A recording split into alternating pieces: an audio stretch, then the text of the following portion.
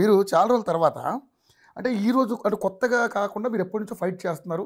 అక్కడ జరిగినటువంటి ప్రతి అన్యాయం మీద మీ దగ్గర సమగ్రమైనటువంటి ఆన్ ద పేపర్ రెడీగా ఉన్నాయి. ఏంటి సార్ అంటే ఈ ఈ భూముల మీద ఎందుకు అంత గట్టి ఫైట్ చేస్తున్నారు మీరు? 2009, 14 ఫస్ట్ రాజశేఖర రెడ్డి గారితో స్టార్ట్ చేశాను.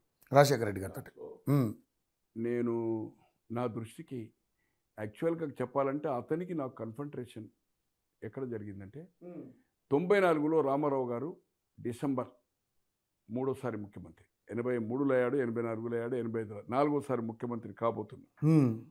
1 డిసెంబర్ 5th పోలింగ్, 3 క్లోజ్, 9 నాడు ప్రమాణ స్వీకారమైనది ఉండే. అడ్వాన్స్గా గవర్నమెంట్ వస్తుంది అనేది నేను చాలా, ఇప్పుడు కృష్ణారావు లాంటి వాళ్ళు, దేవులపల్లి అమర్ లాంటి వాళ్ళు, పాపాజీ శాస్త్రి లాంటి వాళ్ళు, సుందరం వాళ్ళతో చాలామందితో వందల మంది లంచ్లో డిన్నర్స్లో కూర్చుండి, ఇంకా కొందరు పేర్లు చెప్పదలుచుకోలేదు, ఖచ్చితంగా రామారావు గారు అధికారం వస్తుందని చెప్పడం జరిగింది. జూన్ 94 నుంచి డిసెంబర్లో 5 నాడు పోలింగ్ అయ్యి డిసెంబర్ 9 నాడు లాల్ బహదూర్ స్టేడియంలో ప్రమాణ స్వీకారం చేశాడు. ఫస్ట్ నాడు కరీంనగర్ వస్తున్న సందర్భంలో ఒక అడ్వర్టైజ్మెంట్ ఫుల్ పేజ్ అప్పుడు ఏదైతుందో అదేమంటారు, మధ్యలో మేము బుజ్జిముండ అంటాం, ట్యాబ్లెటా ఏమంటారు, దాన్ని ఏమంటారు, ఈనాడే స్టార్ట్ చేశాడు. Full page 10,000. నేను అనుకుంటున్నాను ఇప్పుడు it should be more than 1.5 to 2 lakhs ఉంటుంది. ఓన్లీ ఫుల్ పేజ్ ఆఫ్ చిన్నది ఉంటుంది కదా మధ్యది. ఇప్పుడు అన్నారా? ఇప్పుడు చాలా లక్షలు ఉంది సార్. అంటే జిల్లా కరీంనగర్, ఉమ్మడి జిల్లా కరీంనగర్. తో అడ్వర్టైజ్మెంట్ ఎవరంటే పొన్నం ప్రభాకర్, ఇప్పుడు ట్రాన్స్పోర్ట్ మినిస్టర్, వాళ్ళ చిన్న రవి ఒక పేపర్ కూడా రన్ చేశాడు, ఇన్ఫర్మేషన్ దాంట్లో కూడా ఆయన ఎంపీగా ఉన్నప్పుడు చేశాడు. అతను అడ్వర్టైజ్మెంట్ ఏజెన్సీ. నేనేమి ఇచ్చానంటే రామారావు గారి ఫుల్ ఫోటో కింద చిన్నగా నాదొక ఫోటో, గోనె ప్రకాశ్రావు గారు, గోనె ప్రకాశ్రావు మాజీ ఎమ్మెల్యే. కరీంనగర్కు నందమూరి తారక రామారావు గారు మాజీ ముఖ్యమంత్రి బహిరంగ సభకు వస్తున్న సందర్భంలో అనుకుంటూ కాబోయే 9 తారీఖు నాడు పలానా టైము, పలానా డేటు టైము అండ్ ప్లేస్. అప్పటికే ముహూర్తం ఫిక్స్ అయింది. మోహన్ రెడ్డి గారు అనుకోకుండా ఎక్కడో మేము కలిసాము. మోహన్ రెడ్డి గారు చెప్పారు, ప్రకాష్ రావు గారు అధికారం వస్తుందని మీరు అంటున్నారు, 11th నాడు బ్రహ్మాండమైన ముహూర్తం. బట్ ఆ ముహూర్తం మంచిది కాల. ఆగస్టులో దిగిపోయింది ఆయన, డిసెంబర్ అయితే ఆగస్టులో దిగిపోయింది, అది వేరే సంగతి అనుకోండి. ముహూర్తాలు ఎట్లా చేస్తారో మనకు తెలుసు. ఆ అడ్వర్టైజ్మెంట్కు ఈ ఆబ్జెక్టెడ్, అదే అంటాడు. అన్నాక లాస్ట్ అవర్లో నేను అన్న ఏదైతుందో వేయకపోతే వద్దన్న. ఈయన ఎట్లా ఇన్నాడో ఏదైతుందో రవిచంద్ గారు ఇప్పుడు ఉన్నాడు, లైవ్లీ కావాలంటే తీసుకుందాం. రవిచంద్ గారు ఏదైతుందో, రవిచంద్ ఆయన పేరు, పెద్ద ఆయన పేరు అశోక్, సాలిసిటర్ అసిస్టెంట్ జనరల్ ఉండే, బార్ కౌన్సిల్ ప్రెసిడెంట్, పెద్ద ఆయన 2, ఈయన 3, ముగ్గురు అన్నదమ్ములు వాళ్ళు. సో అడ్వర్టైజ్మెంట్ ప్రింట్ చేశారు. కాబోయే ముఖ్యమంత్రి లేదు, మాజీ ముఖ్యమంత్రిగా స్వాగతం సుస్వాగతం గోనె ప్రకాశ్రావు. ఎన్టీ రామారావు ఫోటో, నా ఫోటో లేదు, నేను అనుకుంటే నా చిన్న ఫోటో కూడా లేదు, ఓన్లీ గోనె ప్రకాశ్రావు మాజీ ఎమ్మెల్యే. అప్పటికే నేను పాపులర్, ఎమ్మెల్యే కాకుండా నుంచే పాపులర్. తర్వాత 83లో ఎప్పుడైతే నేను ఎమ్మెల్యే అయిన తర్వాత తెలంగాణ ఇష్యూస్ను నేను బాగా టేకప్ చేశాను. దాంట్లో నా న్యూస్ను బ్లాక్ చేయడం స్టార్ట్ చేశాడు.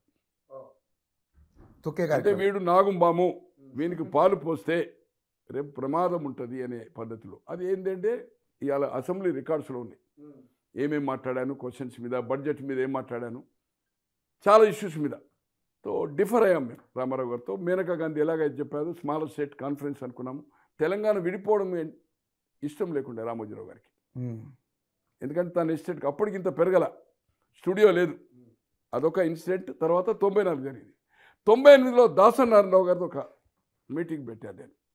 ఆయన ఒక పార్టీ పెట్టి వైండప్ చేశాడు అనుకోండి నవంబర్కు. మళ్ళీ వితిన్ 1 monthలో ఆ పార్టీకి ఎక్సర్సైజ్గా కొప్పుల ఈశ్వరన్ ఇప్పుడే మంత్రి ఉండే, మొన్నటి వరకు 6 సార్లు ఎమ్మెల్యే ఉండే, ఆయన ఆధ్వర్యంలో గోదావరి కెరలో నా నేటివ్ ప్లేస్ పక్కకి అనుకోండి బ్రహ్మాండమైన మీటింగ్, ఒక 10,000 మీటింగ్ దాసన్నారు.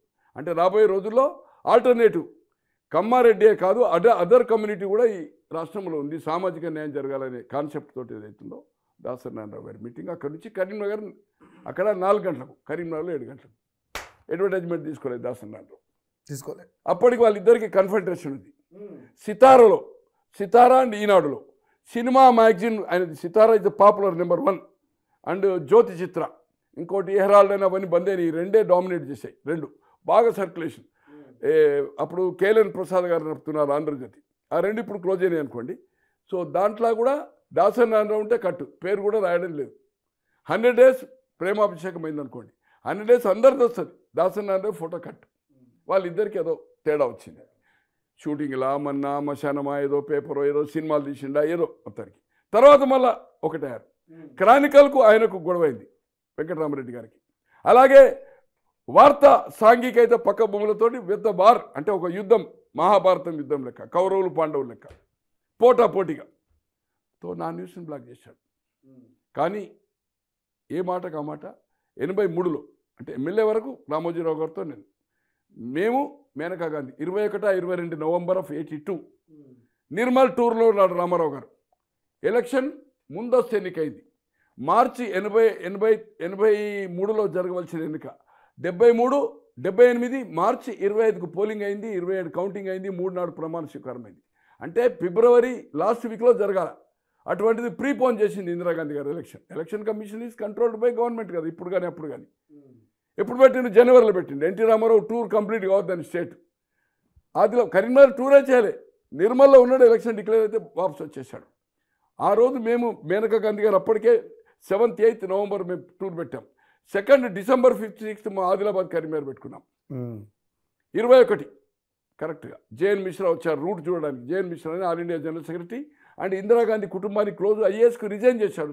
మేనకాంతితో వచ్చాడు. అనుకోకుండా ఎలక్షన్ షెడ్యూల్ ఇష్యూ అయింది. షెడ్యూల్ మొదలైతే నోటిఫికేషన్ నుంచి నామినేషన్ ఉంటుంది.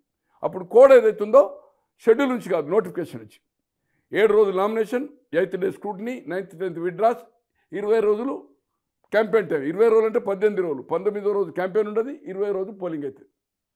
स्टेट अवे వచ్చినాం. प्रकाश अपन लड़ने का इलेक्शन टूर कंप्लीट नहीं हो गए, मार्च हो गए तो अपन लड़ते थे. अब क्या करना है?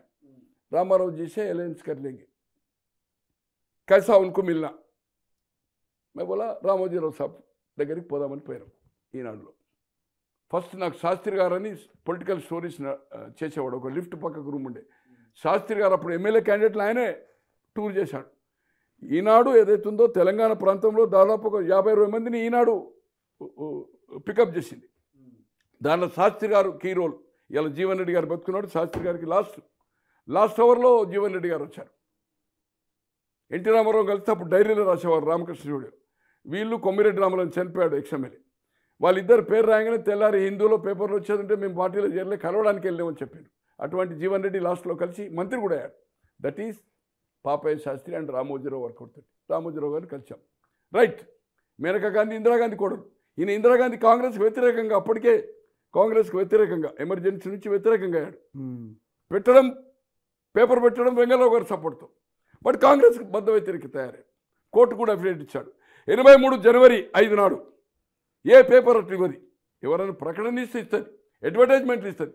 మేనేజ్మెంట్ తెలుగుదేశానికి సైకిల్ గుర్తు కోటేయమని బ్యానర్ ఐటమ్ నా దగ్గర పేపర్ అది. 5th జనవరి 83 అంటే అంత ఓపెన్ అండ్ ఓపెన్ సపోర్ట్ చేశాడు. ఆ రోజు ఎన్టీ రామారావుతో టైం ఇప్పించాడు. మేము పోయి కలిసాం హ్యాబిట్స్లో. మేనకా గాంధీ గారు 4th వచ్చింది, డిసెంబర్ 4th. 5th నాడు టూర్, 4th నాడు కలిసి ఫార్మల్గా. 7th నాడు మేము టూర్ అయిన తర్వాత టికెట్లో కూర్చున్నాం. హ్యాబిట్స్లో డైనింగ్ టేబుల్ ఉంటుంది కింద గ్రౌండ్ ఫ్లోర్లో.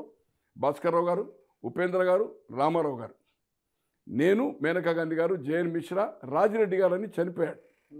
వాళ్ళ తమ్ముడే శ్రీపతిరావు గారిని ఓడించాడు. ఆయన 83లో శ్రీపతిరావు గారితో 1100 ఓట్లతో ఓడిపోయాడు. సమితి ప్రెసిడెంట్ ఉండే. తో మా సీట్లు ఒప్పందమైంది. దానికి దీనికి సంబంధం లేదు. ఈ రెండు ఎప్పుడైతే జరిగిందో ఇన్సిడెంట్, ఒకటి అడ్వర్టైజ్మెంట్, ఒకటి దాసరి నారాయణరావు, ఒకటి నన్ను బ్లాక్ చేశాడు నా న్యూస్ను. నేను ఎమ్మెల్యేగా ఉన్నప్పుడు నా ఐటమ్ రాదు. ఎందుకంటే చాలా డేంజర్ స్టూడెంట్ లైఫ్ నుంచి నా బ్యాక్గ్రౌండ్ తీసుకున్నాడు. ఇతన్ని మనం న్యూస్ ఇచ్చే ఈనాడు అనేదే పాపులర్ కదా, దీంట్లో పాపులర్ అయితే ఇది మనకే రేపు ప్రమాదం ఉంటుంది అనేది ఆయన ఆలోచన ఉన్నట్టుంది. సో దాంతో మా ఇద్దరికి అంటే మైండ్లో, నా మైండ్లో ఉంది, ఆయన మైండ్లో ఏముండేనా అనుకోకుండా నాకు ఇది ఏదైతుందో ఆ ల్యాండ్ దళితులు ఉంది, దాంట్లో అనాథపురం ఉంది, ప్లస్ అసైన్మెంట్ ల్యాండ్ ఉంది, ప్లస్ గాలిబ్ జంగాని 3000 ఎకరాల్లో 1700 ఎకరాలు ఇది అనాజ్పూర్ ఏదైతుందో village is a Nawab equal to Nizam princely family. ఇప్పుడు డీజీపీ ఆఫీస్ అన్నీ ఉన్నాయని ఆయన పోలీస్ అని పాత బిల్డింగ్, హెరిటేజ్ బిల్డింగ్, అసెంబ్లీ భవనం కూడా అప్పుడు కన్స్ట్రక్ట్ కాలే. 1871లో ఇది ఏదైతుందో అతని ఫోటోగ్రాఫ్. సికింద్రాబాద్ క్లబ్ 1882లో అమ్మాడు. మొన్న కాలిపోయినప్పుడు ఏదైతుందో ఏబిఎన్కు సాక్షికి న్యూస్ అండ్ స్టోరీ ఇచ్చింది నేనే. 10 ఎకరాలు ఆయన కొన్నది 14,000కు. 1882లో కొన్నాడు. 83లో 1883లో అమ్మాడు, 2 ఏళ్ళకు 16,000కి అమ్మాడు. ఆ డాక్యుమెంట్ కూడా నా దగ్గర ఉంది.